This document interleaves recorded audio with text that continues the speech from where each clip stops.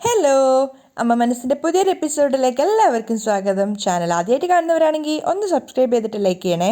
അങ്ങനെ ചന്ദ്രികയ്ക്ക് ആ ഒരു റൂമിൽ ഇരിക്കാൻ തോന്നുന്നേ ഉണ്ടായിരുന്നില്ല. കാരണം ആ ചെയറിൽ ഇരിക്കണമെങ്കിൽ ഒന്നുകിൽ പഠിപ്പ് വേണം, അല്ലെങ്കിൽ അത്യാവശ്യം ഇംഗ്ലീഷ് സംസാരിക്കാൻ അറിയണം. തനിക്കാണെങ്കിൽ ഇതൊന്നും അറിയില്ല. അതുകൊണ്ട് അവൾ തിരിച്ച് വീണ്ടും വന്ന് തൻ്റെ ചെയറിൽ തന്നെ ഇരിക്കുകയാണ്. ആ സമയത്ത് സിദ്ധാർത്ഥ് വന്ന് നോക്കുമ്പോൾ ക്യാബിനിൽ ചന്ദ്രികയെ കാണുന്നില്ല. അവൻ നോക്കുമ്പോൾ അവൾ അവളുടെ സാധാരണ സീറ്റിൽ ഇരിക്കുകയാണ്. അങ്ങോട്ട് പോയിട്ട് സിദ്ധാർത്ഥ് അവളോട് ചോദിക്കുന്നുണ്ട് എന്താ അവിടെ ഇരിക്കാത്തതെന്ന്. അപ്പോൾ ചന്ദ്രിക ആകെ ഒരു വല്ലായ്മയോടെയാണ് പറയുന്നത്, ആ സീറ്റിൽ ഇരിക്കണമെങ്കിൽ അതിനൊരു അർഹത വേണ്ടേ സർ. ഒന്നുകിൽ എനിക്കൊരു പഠിപ്പ് വേണം, അല്ലെങ്കിൽ എല്ലാവരോടും സംസാരിക്കാനുള്ളൊരു അറിവ് വേണം എന്നൊക്കെ പറഞ്ഞാൽ അവൾ തന്നെ സ്വയം ഇടിച്ചു താഴ്ത്തുകയാണ്. അപ്പോൾ സിദ്ധാർത്ഥ് പറയുന്നുണ്ട്, ചന്ദ്രിക, എന്താ ചന്ദ്രിക നീ ഇങ്ങനെയൊക്കെ പറയുന്നത്? നിന്നോട് ഇന്നലെ മുത്തശ്ശൻ ആ സീറ്റിൽ ഇരിക്കാൻ പറഞ്ഞതല്ലേ? അപ്പോൾ ചന്ദ്രിക പറയുന്നുണ്ട്, ഞാൻ ഇവിടെ ഇരുന്നിട്ട് എൻ്റെ ജോലികളൊക്കെ സാറിന് ചെയ്തു തരാം, സാറ് ദയവ് ചെയ്ത് ആ സീറ്റിൽ തന്നെ ഇരിക്കണം. അപ്പോൾ സിദ്ധാർത്ഥ് പറയാണ്, മുത്തശ്ശൻ പറഞ്ഞത് നിന്നോട് ഇരിക്കാൻ വേണ്ടിയിട്ടാണ്. അദ്ദേഹത്തിന് നീ ഒരു മര്യാദ കൊടുക്കുന്നുണ്ടെങ്കിലെങ്കിലും നീ ആ സീറ്റിൽ പോയി ഇരിക്കണം. അത് കേട്ടതും ചന്ദ്രിക ആകെ വല്ലാതെ ആവുകയാണ്. കാരണം മുത്തശ്ശൻ്റെ വാക്ക് താൻ ധിക്കരിച്ചോ എന്നുള്ളൊരു തോന്നൽ അവൾക്ക് വരുന്നുണ്ടായിരുന്നു. അപ്പോൾ സിദ്ധാർത്ഥ് പറഞ്ഞു കൊടുക്കുന്നുണ്ട്, നിനക്ക് ജോലി അറിയുന്നതോ അറിയാത്തതോ അല്ല ഇവിടുത്തെ വിഷയം. നിനക്ക് ജോലി അറിയില്ലെങ്കിൽ അത് ഞാൻ പഠിപ്പിച്ചു തരാം. പക്ഷേ മുത്തശ്ശൻ പറഞ്ഞത് നീ അനുസരിക്കാതിരിക്കരുത്. ആദ്യം നീ പോയിട്ട് ആ സീറ്റിൽ ഇരിക്കുക. ചന്ദ്രിക വീണ്ടും ചോദിക്കുകയാണ്, നിങ്ങൾ തന്നെ പോയിട്ട് ഇരുന്നോ സാർ അവിടെ? ഞാൻ മുത്തശ്ശനോട് എന്തെങ്കിലുമൊക്കെ പറഞ്ഞിട്ട് അഡ്ജസ്റ്റ് ചെയ്തോളാം. പറയുന്നത് കേൾക്ക് ചന്ദ്രിക, നിന്നോട് അവിടെ ഇരിക്കാനല്ലേ പറഞ്ഞത്? സിദ്ധാർത്ഥ് ബാലിഷായിട്ട് പറയാണ്. അപ്പോൾ ഗീതയും പറയുന്നുണ്ട്, സിദ്ധു സാർ പറയുന്നത് കേൾക്കുന്നില്ലേ ചന്ദ്രിക, അവിടെ പോയിട്ട് ഇരിക്കേ. പക്ഷേ എന്നിട്ടും ചന്ദ്രികയുടെ മനസ്സ് കേൾക്കുന്നുണ്ടായിരുന്നില്ല. അതുകൊണ്ട് അവൾ വീണ്ടും പറയാണ്, വേണ്ട സാർ, ഞാൻ ഇവിടെ തന്നെ ഇരുന്നോളാം. അയ്യോ, എന്താ ചന്ദ്രിക, നിനക്ക് പറഞ്ഞാൽ മനസ്സിലാവുന്നില്ലേ എന്ന് ചോദിച്ചിട്ട് സിദ്ധാർത്ഥ് അവളുടെ കൈ പിടിക്കുകയാണ്. പെട്ടെന്ന് സിദ്ധാർത്ഥ് കൈ പിടിച്ചതുകൊണ്ട് തന്നെ ചന്ദ്രിക ആകെ വല്ലാതാവുകയാണ്. അവൾ സിദ്ധുവിനെ തന്നെ നോക്കുന്നുണ്ട്. പക്ഷെ അവനത് ഗവനിക്കുന്നേ ഇല്ല. കാരണം അവൻ വേറൊരു അർത്ഥത്തിലല്ല പിടിച്ചിട്ടുണ്ടായിരുന്നത്. അവൻ ചന്ദ്രികയോട് പറയുന്നുണ്ട്, ഇനി നീ ഒന്നിനെയും ഭയപ്പെടേണ്ട ആവശ്യമില്ല. കാരണം ഭയപ്പെട്ടാൽ നമുക്കൊന്നും ജീവിതത്തിൽ സാധിക്കാൻ പറ്റില്ല. ആദ്യം തന്നെ നിന്റെ മടിയെയും നിന്റെ ഭയത്തെയും നീ മാറ്റി നിർത്ത്. എൻ്റെ കൂടെ വാ വാ ചന്ദ്രിക. സർ വേണ്ടാന്ന് പറഞ്ഞ് ചന്ദ്രിക കൈപിടിക്കാൻ ശ്രമിക്കുന്നുണ്ടെങ്കിൽ സിദ്ധാർത്ഥ് അവളെ വലിച്ചു കൂട്ടിക്കൊണ്ടു പോവുകയാണ് ക്യാബിനിലേക്ക്. ക്യാബിനിലെത്തിയ ശേഷം ചന്ദ്രികയുടെ കൈവിട്ടിട്ട് സിദ്ധാർത്ഥ ചെയറൊക്കെ ലെവലാക്കുകയാണ്. എന്നിട്ട് അവളോട് പറയുന്നുണ്ട്, ഇരിക്കേ. പക്ഷേ ചന്ദ്രിക അപ്പോഴും ആകെ ഒരു സങ്കടത്തോടെയും ഒരു വല്ലായ്മയോടെയും നിൽക്കുകയാണ്. അവൾ വീണ്ടും റിക്വസ്റ്റ് ചെയ്യുന്നുണ്ട്, വേണ്ട സർ, പറഞ്ഞ കേക്ക് ചന്ദ്രിക, ഇരിക്കേ. വേണ്ട സർ. ചന്ദ്രിക ആകെ വല്ലാത്തോടെ വീണ്ടും വീണ്ടും അതന്നെ പറഞ്ഞുകൊണ്ടിരിക്കുകയാണ്. സിദ്ധു തന്നെ അവളുടെ രണ്ടു കൈ പിടിച്ചിട്ട് ആ ചെയറിൽ പിടിച്ചിരുത്തുകയാണ്. ചന്ദ്രികയാണെങ്കിൽ അർഹിക്കാത്ത ഏതോ സ്ഥാനത്ത് കയറിയതുപോലെയാണ് ഇരിക്കുന്നത്. അവൾക്കെന്തോ ആ സീറ്റിലിരുന്നിട്ട് ഒരു വല്ലാത്ത വിമ്മിഷ്ടം തോന്നുകയാണ്. അവൾ ചുറ്റിലും ഇങ്ങനെ നോക്കിക്കൊണ്ടേ ഇരിക്കുന്നുണ്ട്. അപ്പോൾ സിദ്ധാർത്ഥ് കൂളായി ചിരിച്ചുകൊണ്ട് പറയാണ്, ചന്ദ്രിക, ആ സീറ്റിലൊന്ന് ചാഞ്ഞിരിക്കേ. കംഫർട്ടബിൾ ആയിരിക്കണം. ഏത് അവസ്ഥയിലാണെങ്കിലും നീ ഉറച്ചൊരു തീരുമാനത്തോടെയും തൻ്റെ ഇടത്തോടെയും കൂടി വേണം ഇരിക്കാൻ. ചന്ദ്രിക ഒന്നും പറയാതെ സിദ്ധു പറയുന്നതൊക്കെ കേട്ട് നിൽക്കുകയാണ്. അപ്പോൾ സിദ്ധാർത്ഥ് പറയുന്നുണ്ട്, ചന്ദ്രിക, നമുക്ക് എപ്പോഴും സെൽഫ് റെസ്പെക്റ്റ് ആണ് ഏറ്റവും അധികം വേണ്ടത്. താൻ മറ്റുള്ളവർക്ക് മര്യാദ കൊടുക്കുക, അപ്പം മറ്റുള്ളവർ തനിക്കും മര്യാദ തരും. മനസ്സിലായോ? ചന്ദ്രിക സമ്മതിക്കുകയാണ്. അപ്പോൾ പുഞ്ചിരിച്ചുകൊണ്ട് സിദ്ധാർത്ഥ് പറയുന്നുണ്ട്, ചന്ദ്രിക, ഒരു ക്ലയൻറ്റ് വന്നിട്ടുണ്ട്. തൽക്കാലം ഞാൻ അവരെ ഒന്ന് ഡീൽ ചെയ്തതിന് ശേഷം തിരിച്ച് വന്നിട്ട് താൻ എന്താ ചെയ്യേണ്ടതെന്ന് പറഞ്ഞു തരാം. ഓക്കെ? ശരി സർ. അങ്ങനെ സിദ്ധാർത്ഥ് പുറത്തേക്ക് പോവുകയാണ്. സിദ്ധാർത്ഥ് പോയതിനു ശേഷം ചന്ദ്രിക ആകെ വല്ലാതാവുകയാണ്. അയ്യോ, സിദ്ധു സാറാണെങ്കിൽ എന്നെ ഇവിടെ ഇരുത്തിയിട്ട് പോയല്ലോ. അവൾക്ക് ശരിക്കും ആ ഒരു സീറ്റിലിരുന്നിട്ട് വല്ലാതെ വീർപ്പ് മുട്ടുന്നുണ്ടായിരുന്നു. അയ്യോ, എനിക്ക് പേടിയായിട്ട് വേർക്കുന്നല്ലോ. ആ എ സിയിലും ചന്ദ്രിക വല്ലാതെ വേർക്കുന്നുണ്ടായിരുന്നു. ഇനി എന്താ ചെയ്യുക? അവൾ അർഹിക്കാത്തൊരു സ്ഥാനത്തിരുന്ന ഒരു ബുദ്ധിമുട്ടിലാണ് ഇങ്ങനെ ചിന്തിക്കുന്നത്. പെട്ടെന്നാണ് ആ മുറിയിലേക്ക് മേഘ കയറി വരുന്നത്. മേഘ ഡോറ് തുറന്നപ്പോൾ തന്നെ കാണുന്നത് ചന്ദ്രിക ഓപ്പോസിറ്റ് സീറ്റിലിരിക്കുന്നതാണ്. അത് കണ്ടപ്പോൾ തന്നെ മേഘയ്ക്ക് വല്ലാതെ ഇറിറ്റേഷൻ തോന്നുന്നുണ്ടായിരുന്നു. കാരണം തനിക്കൊപ്പം ചന്ദ്രിക ഇരിക്കുന്നത് അവൾക്ക് ഉൾക്കൊള്ളാൻ സാധിക്കുന്ന ഒരു കാര്യമായിരുന്നില്ല. പക്ഷേ ചന്ദ്രികയാണെങ്കിൽ മേഘയെ കണ്ടപ്പോൾ തന്നെ പെട്ടെന്ന് ഭയത്തോടെ എഴുന്നേറ്റിട്ട് അവൾക്ക് ഗുഡ് മോർണിംഗ് പറയുകയാണ്. പക്ഷെ ആ ഒരു എഴുന്നേറ്റിട്ടുള്ള റെസ്പെക്റ്റ് കണ്ടപ്പോൾ തന്നെ മേഘ പുച്ഛത്തോടെ ഇരുന്നതിന് ശേഷം പറയുന്നുണ്ട്, ഗുഡ് മോർണിംഗ്. ചന്ദ്രികയാണെങ്കിൽ മേഘയോടുള്ള ആ ഒരു റെസ്പെക്റ്റ് കൊണ്ട് തന്നെ ഇരിക്കുന്ന പോലും ഉണ്ടായിരുന്നില്ല, അവിടെ തന്നെ നിൽക്കുകയാണ്. അപ്പോൾ മേഘ കുറച്ചൊരു പരിഹാസത്തോട് ചോദിക്കുന്നുണ്ട്, എന്താ ചന്ദ്രിക, ഇനി അങ്ങോട്ട് ഇവിടെയാണോ ഇരിക്കാൻ പോകുന്നത്? അപ്പോൾ ചെറിയൊരു ഭയത്തോടെ ചന്ദ്രിക പറയുന്നുണ്ട്, അത് പിന്നെ മുത്തശ്ശൻ ഇവിടെ ഇരിക്കാനാണ് പറഞ്ഞിട്ടുള്ളത്. അപ്പോൾ മേഘ പരിഹാസത്തോട് ചോദിക്കുകയാണ്, അദ്ദേഹം ഈ ക്യാബിനിൽ വന്നിരിക്കണം എന്ന് പറയുമ്പോൾ നീ വന്നിരിക്കുമോ? ചന്ദ്രിക ഒന്നും പറയാതെ തലതാഴ്ത്തി നിൽക്കുകയാണ്. കാരണം ചന്ദ്രികക്കും തോന്നിയൊരു കാര്യം തന്നെയാണത്. അപ്പോൾ മേഘ പറയുന്നുണ്ട്, ഈ ക്യാബിനിൽ വരണമെങ്കിൽ ഒരു ബേസിക് ക്വാളിറ്റി ഉണ്ട്. അതിനുള്ള എന്തെങ്കിലും ഒരു ക്വാളിറ്റി നിനക്കുണ്ടോ? നീ പഠിച്ചിട്ടുണ്ടോ? അതല്ലെങ്കിൽ ഇംഗ്ലീഷ് ഫ്ലുവൻ്റ് ആയിട്ട് സംസാരിക്കുമോ? ഇനി അതും അല്ലെങ്കിൽ ഈ ജോലിയിൽ നിനക്ക് എന്തെങ്കിലും എക്സ്പീരിയൻസ് ഉണ്ടോ? ചന്ദ്രിക ഒന്നും പറയാതെ തലതാഴ്ത്തി നിൽക്കുകയാണ്. കാരണം ആ പറഞ്ഞ ഒരു ക്വാളിറ്റിയും തനിക്കില്ല എന്ന് അവൾക്ക് തന്നെ അറിയാവുന്ന കാര്യമായിരുന്നു. അപ്പോൾ മേഘ അതൊക്കെ മനസ്സിലാക്കിയിട്ട് വീണ്ടും വീണ്ടും പരിഹസിക്കുകയാണ്. ഒന്നും തന്നെ ഇല്ല എൻ്റെ മഹേന്ദ്രൻ്റെ മോളാന്നുള്ള ഒരൊറ്റ കാരണം കൊണ്ട് നീ ഇവിടെ വന്നിരിക്കാൻ പാടുണ്ടോ? പുച്ഛത്തോടെയാണ് മേഘ സംസാരിക്കുന്നത്. ചന്ദ്രിക അപ്പോഴും ഇരിക്കുന്നില്ല. മേഘയോടുള്ള ബഹുമാനം കൊണ്ട് അവിടെ തന്നെ നിൽക്കുകയാണ്. അപ്പോൾ മേഘ പറയുന്നുണ്ട്, നിനക്ക് ഈ ജോലിയൊന്നും ശരിയായി വരുമെന്ന് എനിക്ക് തോന്നുന്നില്ല. നീ ഒരു കാര്യം ചെയ്യ്, അവരോട് പറഞ്ഞിട്ട് എനിക്ക് ഈ ജോലി ശരിയാവില്ല, നിനക്ക് എന്താണോ അറിയുന്ന ജോലി അത് പോയി ചെയ്യ്. ചന്ദ്രിക വല്ലായ്മയോടെ നിൽക്കുകയാണ്. കാരണം മേഘ പരിഹസിക്കുന്നതാണെന്ന് ചന്ദ്രികയ്ക്ക് മനസ്സിലാവുന്നുണ്ട്. അപ്പോൾ മേഘ പറയാണ്, നിനക്ക് നന്നായിട്ട് പാത്രം കഴുകാൻ അറിയാം, നന്നായിട്ട് വീട്ടു ജോലി ചെയ്യാൻ അറിയാം, വീട്ടിലുള്ള കാര്യങ്ങളൊക്കെ നന്നായിട്ട് ചെയ്യാൻ അറിയാം, അതായിരിക്കും നിനക്ക് കറക്റ്റായ ജോലി. പോയിട്ട് ആ ജോലി ചെയ്യ്. മേഘ മാക്സിമം പരിഹസിക്കുകയാണ്. ഒരു വാക്ക് പോലും പറയാതെ ചന്ദ്രിക ഒക്കെ കേട്ട് നിൽക്കുന്നുണ്ടായിരുന്നു. ചന്ദ്രിക ഒക്കെ കേട്ട് നിൽക്കുന്നത് കണ്ടപ്പോൾ തന്നെ മേഘയ്ക്ക് വല്ലാത്ത സന്തോഷം തോന്നുകയാണ്. കാരണം അവളുടെ സ്ഥാനം നഷ്ടപ്പെട്ടിട്ടില്ല എന്നുള്ളൊരു വിശ്വാസത്തിൽ. ആ സമയത്താണ് ചന്ദ്രിക തിരിച്ച് പ്രതികരിക്കുന്നത്. നിങ്ങൾ എൻ്റെ അച്ഛനെയും അമ്മയും ചതിച്ചില്ലായിരുന്നെങ്കിൽ, അവരുടെ സ്വത്തുക്കളൊന്നും എഴുതി വാങ്ങിയിട്ടില്ലായിരുന്നുവെങ്കിൽ ഒരിക്കലും അവർക്ക് എന്നെ ഈ മുറിയിലേക്ക് കൂട്ടിക്കൊണ്ട് വരേണ്ട ആവശ്യം വരില്ലായിരുന്നു. അത് കേട്ട സമയത്ത് ചന്ദ്രിക അത്രയും ഹാർഷായി പറഞ്ഞപ്പോൾ മേഘയ്ക്ക് ദേഷ്യം വന്നിട്ട് അവൾ നോക്കുന്നുണ്ട്. അപ്പോൾ ചന്ദ്രിക പറയാ, നീ അവരോട് ചെയ്ത ആ തെറ്റുകൊണ്ടാണ് അവരുടെ മനസ്സ് അത്രയധികം സങ്കടപ്പെട്ട് എന്നെ ഈ സ്ഥാനത്തേക്ക് കൊണ്ടുവരേണ്ടി വന്നത്. ചന്ദ്രികയുടെ സംസാരം കേട്ടപ്പോൾ മേഘ പറയുന്നുണ്ട്, എനിക്ക് സ്വന്തമായതാണ് ഞാൻ എടുത്തിട്ടുള്ളത്. 25 വർഷത്തോളം നീയാണ് എൻ്റെ മോള്, നീയാണ് എൻ്റെ അവകാശി എന്ന് പറഞ്ഞാണ് എന്നെ വളർത്തിയത്. മേഘ പറയുന്ന ഓരോ കാര്യങ്ങളും ചന്ദ്രികയുടെ ഹൃദയത്തെ കീറി മുറിക്കുന്നതായിരുന്നു. കാരണം തൻ്റെ അച്ഛനും അമ്മയും കഷ്ടപ്പെട്ടുണ്ടാക്കിയ സ്വത്തിനെ കുറിച്ചാണ് മേഘ സംസാരിക്കുന്നത്. അപ്പോൾ മേഘ പറയുന്നുണ്ട്, ഓരോ സ്വത്ത് വാങ്ങിക്കുമ്പോഴും അത് നിനക്കാന്ന് പറഞ്ഞ് എൻ്റെ മനസ്സിൽ ആശയുണ്ടാക്കി. ഇപ്പം പെട്ടെന്ന് വന്ന് നീ എൻ്റെ മകളല്ല, നിനക്ക് ഒരു അവകാശവും ഇല്ലയെന്ന് പറഞ്ഞാൽ ആർക്കാ ദേഷ്യം വരാത്തത്? ഒരു വാക്ക് പോലും പറയാതെയാണ് ചന്ദ്രിക കേട്ട് നിൽക്കുന്നത്. അപ്പോൾ മേഘ പറയുന്നുണ്ട്, അതുകൊണ്ടാണ് എനിക്ക് വേണ്ടത് ഞാൻ തന്നെ എടുത്തത്. അപ്പോഴും ചന്ദ്രിക പറയുന്നുണ്ട്, പക്ഷെ എന്തു തന്നെ ആയാലും നിങ്ങൾ ചെയ്തത് വളരെയധികം വലിയ തെറ്റാണ് മേഘ മാഡം. അപ്പം മേഘ പറയാണ്, ഇങ്ങോട്ട് നോക്ക്, ഇവിടെ വരിക, നിന്റെ ജോലി ചെയ്യുക, പൊയ്ക്കോളുക.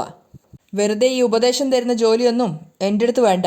വായി മൂടിയിട്ട് അവനവൻ്റെ ജോലി ചെയ്ത് പോവാൻ നോക്ക്. ചന്ദ്രിക പിന്നീട് ഒന്നും പറയാതെ അവിടെ ഇരിക്കുകയാണ്. അപ്പോഴേക്കും ഒരു സ്റ്റാഫ് വന്നിട്ട് അകത്തേക്ക് അനുമതി വാങ്ങിച്ചിട്ട് കയറുകയാണ്. എന്നിട്ട് ചന്ദ്രികയോട് പറയുന്നുണ്ട്, ചൈനയിൽ നിന്നും പുതിയൊരു കമ്പനി ലോഞ്ച് ചെയ്യുന്നുണ്ട്, അതിനെക്കുറിച്ചുള്ള ഡെമോ കാണിക്കാൻ വേണ്ടിയിട്ട് അവിടുന്ന് ഒരാൾ വന്നിട്ടുണ്ട്. ആ മെഷീനെ കുറിച്ച് മാഡത്തിനോട് സംസാരിക്കാൻ വേണ്ടി ഇന്ത്യയെ റെപ്രസെൻറ്റേറ്റ് ചെയ്യുന്ന ഒരു ആൾ വന്നിട്ടുണ്ട്. അദ്ദേഹം മാഡത്തോട് സംസാരിക്കണമെന്ന് ആഗ്രഹിക്കുകയാണ്. മാഡത്തിന് ആ മെഷീനറിനെ കുറിച്ചിട്ട് ഒരു ഡെമോ കാണിക്കാൻ വേണ്ടിയിട്ടാണ്. അദ്ദേഹത്തോട് വരാൻ പറയട്ടെ മാഡം. അത് കേട്ട സമയത്ത് തന്നെ മേഘയ്ക്ക് ആകെ ചിരി വരുന്നുണ്ടായിരുന്നു. പരിഹാസത്തോടെ അവൾ ചന്ദ്രികയെ നോക്കുകയാണ്. കാരണം ചന്ദ്രികയ്ക്ക് ഇംഗ്ലീഷ് അറിയില്ല, അവർ വന്ന് സംസാരിച്ചാൽ ചന്ദ്രികയ്ക്കൊന്നും മനസ്സിലാവില്ല. അതൊക്കെ മേഘയ്ക്ക് നന്നായിട്ട് അറിയാവുന്ന കാര്യങ്ങളാണ്. ചന്ദ്രികയാണെങ്കിൽ ആ സ്റ്റാഫ് പറഞ്ഞ് കേട്ടപ്പോൾ തന്നെ ആകെ വിയർക്കുന്നുണ്ട്. അപ്പോൾ ചന്ദ്രിക കുറച്ചൊരു ഭയത്തോടെ പറയാണ്, അദ്ദേഹത്തോട് വരാൻ പറഞ്ഞോളൂ, പിന്നെ സിദ്ധു സാറിനോട് ഇങ്ങോട്ടേക്ക് വരാൻ പറയണേ. Okay madam. ആ പെൺകുട്ടി പുറത്തേക്ക് പോകുന്ന സമയത്ത് മേഘയെ നോക്കുകയാണ് ചന്ദ്രിക. അപ്പോൾ മേഘ പരിഹാസത്തോടെ ചിരിക്കുന്നുണ്ട്. അല്പസമയം കഴിഞ്ഞപ്പോഴേക്കും ആ ഒരു മെഷീനെ കുറിച്ച് പറയാൻ വേണ്ടിയിട്ട് ഒരാൾ അകത്തേക്ക് വന്നിട്ടുണ്ടായിരുന്നു. അദ്ദേഹം മുറി കയറി വന്നപ്പോൾ തൊട്ടേ ഇംഗ്ലീഷിലാണ് സംസാരിക്കുന്നത്. അകത്ത് വന്നതിന് ശേഷം ചന്ദ്രികയെ അഭിവാദ്യം ചെയ്യുന്നുണ്ടെങ്കിലും ചന്ദ്രിക ഒക്കത്തിനും മറുപടിയായിട്ട് മലയാളത്തിൽ തന്നെയാണ് റിപ്ലൈ കൊടുക്കുന്നത്. അതിനുശേഷം അദ്ദേഹം കൈ കൊടുക്കുന്ന സമയത്ത് ഹാൻഡ് ഷേക്ക് കൊടുക്കുന്നില്ല, പകരം നമസ്കാരം പറയുകയാണ്. എന്നിട്ട് ഇരിക്കാൻ പറയുന്നുണ്ട്. അതിനുശേഷം അദ്ദേഹം ഇംഗ്ലീഷിൽ തന്നെ സ്വയം പരിചയപ്പെടുത്തുകയും അദ്ദേഹത്തിൻ്റെ വർക്കിനെ കുറിച്ച് സംസാരിക്കുകയും അതിനുശേഷം ചൈനയിൽ നിന്നും കൊണ്ടുവന്ന ആ മെഷീൻ്റെ ഡെമോയൊക്കെ ചന്ദ്രികയ്ക്ക് ലാപ്ടോപ്പ് എടുത്തിട്ട് അതൊക്കെ വിശദീകരിച്ച് പറഞ്ഞു കൊടുക്കുന്നുണ്ടായിരുന്നു. പക്ഷേ മൊത്തം ഇംഗ്ലീഷിലാണ് സംസാരിക്കുന്നത്. അതുകൊണ്ട് തന്നെ ചന്ദ്രികയ്ക്ക് ഒന്നും മനസ്സിലാവുന്നുണ്ടായിരുന്നില്ല. അതൊക്കെ ശ്രദ്ധിച്ച് മേഘ പരിഹാസത്തോടെ ചിരിക്കുകയാണ്. കാരണം ചന്ദ്രികയുടെ മുഖം കണ്ടാൽ തന്നെ അറിയാം അദ്ദേഹം പറഞ്ഞ ഒരു കാര്യം പോലും ചന്ദ്രികയ്ക്ക് മനസ്സിലായിട്ടില്ല എന്ന്. മുഴുവനായിട്ട് വിശദീകരിച്ചു കൊടുത്തതിന് ശേഷം അദ്ദേഹം ചോദിക്കുന്നുണ്ട്, ഇതാണ് ഞങ്ങളുടെ പ്രൊജക്റ്റ്, ഇതിനെക്കുറിച്ച് നിങ്ങളുടെ അഭിപ്രായം എന്താണ് ചന്ദ്രിക എന്ന് ചോദിക്കുന്ന സമയത്താണ് ചന്ദ്രിക ആകെ പരവശിയാവുകയാണ്. അപ്പോൾ ചന്ദ്രിക മേഘയെ നോക്കിയിട്ട് ചെറിയൊരു പേടിയോടെ പറയാണ്, സർ, നിങ്ങൾ ഇത്ര നേരം സംസാരിച്ചതൊന്നും എനിക്ക് ഇതുവരെ മനസ്സിലായിട്ടില്ല സർ. അദ്ദേഹത്തിനാണെങ്കിൽ മലയാളം മനസ്സിലാവുന്നുമില്ല. അദ്ദേഹം പറയുന്നുണ്ട്, നിങ്ങൾ എന്താ പറയുന്നത്, എനിക്ക് മനസ്സിലാവുന്നില്ല. അപ്പോൾ മേഘയാണ് ഇംഗ്ലീഷിൽ അത് അദ്ദേഹത്തിന് പറഞ്ഞു കൊടുക്കുന്നത്. സർ, നിങ്ങൾ ഇത്ര നേരം സംസാരിച്ച ഒരു കാര്യവും അവർക്ക് മനസ്സിലായിട്ടില്ല, മാത്രമല്ല അത് മനസ്സിലാക്കാനുള്ള അറിവോ പഠിപ്പോ ഒന്നുമില്ല, അതുകൊണ്ട് നിങ്ങൾ തൽക്കാലം ഇവിടുന്ന് പൊയ്ക്കോളൂ എന്ന് പറഞ്ഞിട്ട് അദ്ദേഹത്തെ അവിടുന്ന് പറഞ്ഞു വിടുകയാണ്. ഇൻസൾട്ട് ചെയ്തതുപോലെ ഫീൽ ചെയ്തുകൊണ്ട് തന്നെ അദ്ദേഹം കുറച്ചൊരു റൂഡായിട്ടാണ് പിന്നീട് സംസാരിക്കുന്നത്. ഞാൻ നിങ്ങളെക്കുറിച്ച് ഇങ്ങനെയൊന്നല്ല വിചാരിച്ചത് എന്നൊക്കെ പറഞ്ഞിട്ട് അദ്ദേഹം പറയുന്നുണ്ട്, ഞാൻ ഇവിടുന്ന് പോവുകയാണ്. അപ്പോൾ ചന്ദ്രിക ഇനി എന്താ ചെയ്യേണ്ടതെന്ന് അറിയാതെ വല്ലാതൊരു വിഷമത്തോടെ നിൽക്കുകയാണ്. ആ ഒരു മെഷീനറി അവർക്ക് വാങ്ങിക്കാൻ സാധിക്കില്ല എന്നുള്ളത് മേഘയ്ക്ക് നന്നായിട്ട് മനസ്സിലാവുന്നുണ്ട്.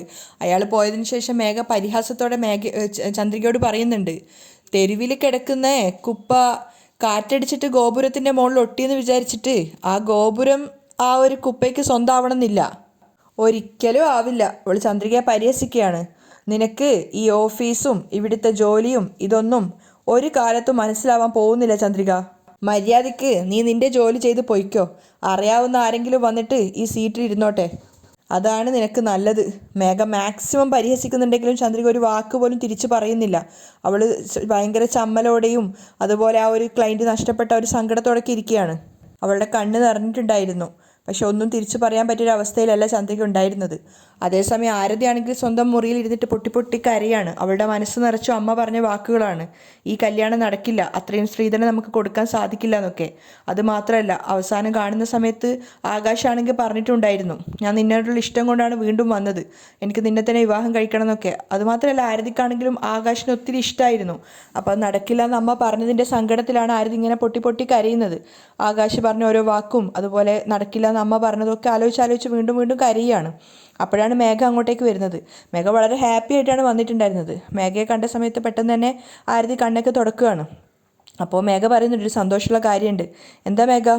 നിൻ്റെ അച്ഛന് ഞാൻ അതേ ആ വർക്ക് തന്നെ വീണ്ടും കൊടുത്തു എന്നൊക്കെ പറഞ്ഞപ്പോൾ അമ്മ പറഞ്ഞിട്ടുണ്ടായിരുന്നു എന്നൊക്കെ ആരതി പറയുന്നുണ്ട്. അപ്പോൾ ആരതിയുടെ മുഖത്ത് വലിയ സന്തോഷമൊന്നുമില്ല. അപ്പോൾ മേഘ ചോദിക്കുന്നുണ്ട്, ഇത്രയും സന്തോഷമുള്ള ഒരു കാര്യം പറഞ്ഞു, നീ എന്താ ഒന്നും ഹാപ്പി ആവാത്തത്?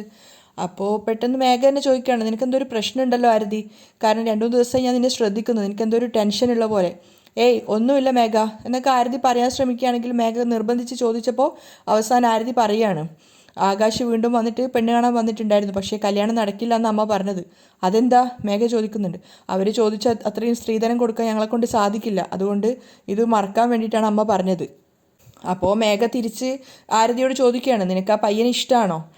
എനിക്കിഷ്ടമാണ്. നിനക്ക് അവനെ വിവാഹം കഴിക്കണം താല്പര്യമുണ്ടോ? ഉണ്ടെന്നും ആരതി പറയുന്നുണ്ട്.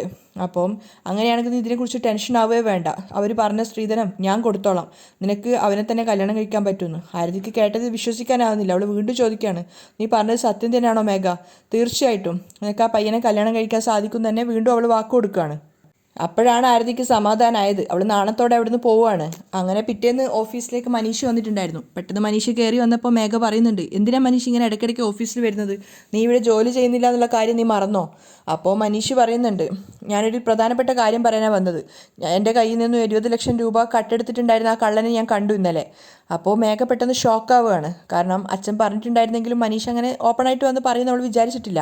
അപ്പോൾ മനീഷ് ദേഷ്യത്തോട് പറയുന്നുണ്ട്, അവൻ ഇന്നലെ എൻ്റെ കൈ കിട്ടിയതാ, അവനെക്കൊണ്ട് ഞാൻ സത്യം പറയിക്കാൻ ഒരുപാട് ശ്രമിച്ചതാ, നന്നായിട്ട് തല്ലിയും ചെയ്തിട്ടുണ്ടായിരുന്നു, പക്ഷെ അവസാനം എൻ്റെ കണ്ണിൽ മണൽ വാരിയിട്ടിട്ട് അവൻ രക്ഷപ്പെട്ടു. അപ്പോൾ എന്താ മനീഷ് ഇത്രയും ഇതിലടുത്ത് കിട്ടിയിട്ട് നീ അവനെ പിടിക്കാതിരുന്നതെന്നൊക്കെ മേഘ വെറുതെ ചോദിക്കുകയാണ്. അപ്പോൾ മനീഷ് പറയുന്നുണ്ട്, ഒരു പ്രാവശ്യം രക്ഷപ്പെട്ടു എന്ന് കരുതി എപ്പോഴും രക്ഷപ്പെടണമെന്നില്ല, അടുത്ത പ്രാവശ്യം തീർച്ചയായിട്ടും ഞാൻ അവനെ പൊക്കും. അപ്പോൾ പിന്നെ അയ്യോ അച്ഛൻ മനീഷിൻ്റെ കയ്യിൽ കുടുങ്ങി എന്തെങ്കിലും അവൻ ചെയ്യുമെന്നൊക്കെ മേഘ ഭയപ്പെടുകയാണ്. മാത്രമല്ല അവൻ പറയുന്നുണ്ട്, പോട്ടെ നമുക്ക് വലിയ വിഷയമാക്കണ്ട, എന്തായാലും 20 ലക്ഷം രൂപ പോയല്ലോ, അത് നീ ഇനി കാര്യമാക്കണ്ട, നമുക്ക് പോലീസിനോടൊക്കെ പറഞ്ഞ് ശരിയാക്കിക്കോളാം, നീ ഇനി അതിൻ്റെ പിന്നാലെ പോവണ്ട, ആ പണം പോയെങ്കിൽ പോട്ടെ, ഇനി അവർ വലിയൊരു ഗ്യാങ്ങൊക്കെ ആണെങ്കിൽ നിന്നെ അവരെന്തെങ്കിലും ചെയ്താലോ എന്നൊക്കെ ചോദിക്കുന്നുണ്ട്. അപ്പോൾ മനീഷ് പറയുന്നുണ്ട്, എന്ത് ചെയ്താലും എനിക്ക് കുഴപ്പമില്ല, അവനെ ഞാൻ എന്തായാലും പിടിച്ചിരിക്കും. മേഘ എത്ര തന്നെ ആവർത്തിച്ച് വേണ്ടാന്ന് പറഞ്ഞിട്ട് മനീഷ് അത് കേൾക്കുന്നില്ല. അവൻ പറയുന്നത് വെച്ചാൽ എനിക്ക് ആ കള്ളനെ പിടിച്ചാൽ മാത്രമേ എനിക്ക് സമാധാനം കിട്ടൂ, പോലീസ് ഒന്നും ചെയ്യുന്ന എനിക്ക് തോന്നുന്നില്ല, കാരണം അവനിങ്ങനെ മോഷ്ടിച്ചിട്ട് നല്ലവനായിട്ട് പുറലോകത്ത് നടക്കുകയാണ്, ഒരു തെറ്റും ചെയ്യാതെ ഞാൻ കള്ളനായിട്ടും. തീർച്ചയായിട്ടും ഞാൻ അവനെ പൊക്കിയിട്ട് ഇവിടെ തന്നെ കൊണ്ടുവരുന്നു വാശിയോടെ പറഞ്ഞിട്ടാണ് മനീഷ് പോകുന്നത്. മേഘയാണെങ്കിൽ ആകെ ടെൻഷനായിട്ട് നിൽക്കുകയാണ്. അയ്യോ അവൻ ശരവണൻ അച്ഛനെ വിടുന്ന ലക്ഷണം ഇല്ലല്ലോ, ഇനിയൊരു പ്രാവശ്യം കൂടി അച്ഛൻ ഇവൻ്റെ കയ്യിൽ പെട്ടാ തീർന്നത് തന്നെ, ഇനി അച്ഛനോട് ശ്രദ്ധയോടെ നിൽക്കാൻ പറയണം. അങ്ങനെ പിന്നീട് കാണിക്കുന്നത് ജാനകിയും വാസുദേവനും സംസാരിക്കുന്നതാണ്. ആരതിയെ വന്ന് പെണ്ണ് കാണുന്നു പറഞ്ഞപ്പോഴും ഇത്രയധികം അവർ സ്ത്രീധനം ചോദിക്കുമെന്ന് വിചാരിച്ചില്ല. നല്ലൊരു ആലോചനയായിരുന്നു, പക്ഷെ എന്ത് ചെയ്യാനാ, ഇത്രയും പണം നമ്മുടെ കയ്യിൽ കൊടുക്കാനില്ലല്ലോ. വാസുദേവൻ പറയുമ്പോൾ ജാനകിയും പറയുന്നില്ല, ഞാനും പ്രതീക്ഷിച്ചിട്ടുണ്ടായിരുന്നു അവർ വീണ്ടും വന്നത് കല്യാണം ഉറപ്പിക്കാനായിരിക്കുന്നു. ഏട്ടൻ നമ്മുടെ കൂടെ ഉണ്ടായിരുന്നെങ്കിൽ അവർ ചോദിച്ച സ്ത്രീധനം നമുക്ക് കൊടുക്കായിരുന്നു, പക്ഷേ ഇപ്പോൾ ഏട്ടനും അതിന് പറ്റിയ അവസ്ഥയിലല്ലല്ലോ എന്നൊക്കെ അവർ സങ്കടത്തോടെ പറയാണ്. എങ്കിൽ ഒരു കാര്യം ചെയ്യാം, നമുക്ക് രണ്ടുപേർക്കും നാളെ അവരുടെ വീട്ടിൽ പോയിട്ട് ഈ ബന്ധത്തിന് നമുക്ക് താല്പര്യമില്ല, ഇത്രയും സ്ത്രീധനം തരാൻ ഞങ്ങളെക്കൊണ്ട് സാധിക്കില്ല എന്നുള്ളത് പറയാം. അവരിപ്പോഴും വിചാരിച്ചിരിക്കുന്നത് ഞാൻ മഹേന്ദ്രൻ്റെ പെങ്ങളാണെന്നും അത്രയധികം അവർ പറഞ്ഞിടത്തോളം സ്വത്തുക്കൾ സ്ത്രീധനം കൊടുക്കാൻ പ്രാപ്തിയുള്ളവരാണെന്നാണ്. അത് തിരുത്തി കൊടുക്കാം എന്നൊക്കെ പറയാണ്. അപ്പോൾ വാസുദേവനും പറയുന്നുണ്ട് അങ്ങനെ ചെയ്യാമെന്ന്. അപ്പോഴാണ് ആരതിയും മേഘയും മുത്തശ്ശി അങ്ങോട്ടേക്ക് വരുന്നുണ്ട്. മേഘ പറയുന്നുണ്ട്, നിങ്ങൾ എവിടെയും പോവുകയും വേണ്ട, ഒന്നും തിരുത്തുകയും വേണ്ട, ആരതിയുടെ കല്യാണം നമുക്ക് നല്ല രീതിക്ക് നടത്താം. അപ്പോൾ ജാനകി പറയുന്നുണ്ട്, അത് പറ്റില്ല മോൾ, അവർ ഒരുപാട് സ്ത്രീധനം ചോദിക്കുന്നുണ്ട്, അത്രയും പൈസ കൊടുക്കാൻ നമ്മുടെ കയ്യിലില്ല.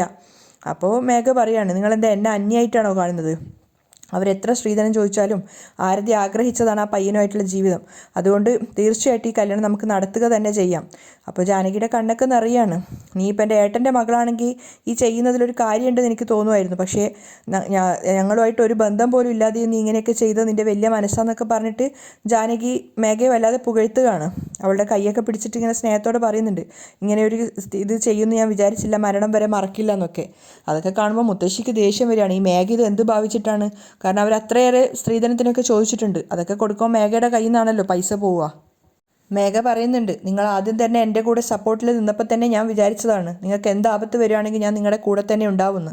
അത് എൻ്റെ കടമയാണ്. മേഘ അങ്ങനെയൊക്കെ പറയുകയാണെങ്കിൽ മുത്തശ്ശിയുടെ മുഖത്ത് ഇങ്ങനെ ദേഷ്യം നിറയുന്നുണ്ടായിരുന്നു. അവിടെയാണ് ഇന്നത്തെ എപ്പിസോഡ് വൈൻഡപ്പ് ചെയ്യുന്നത്.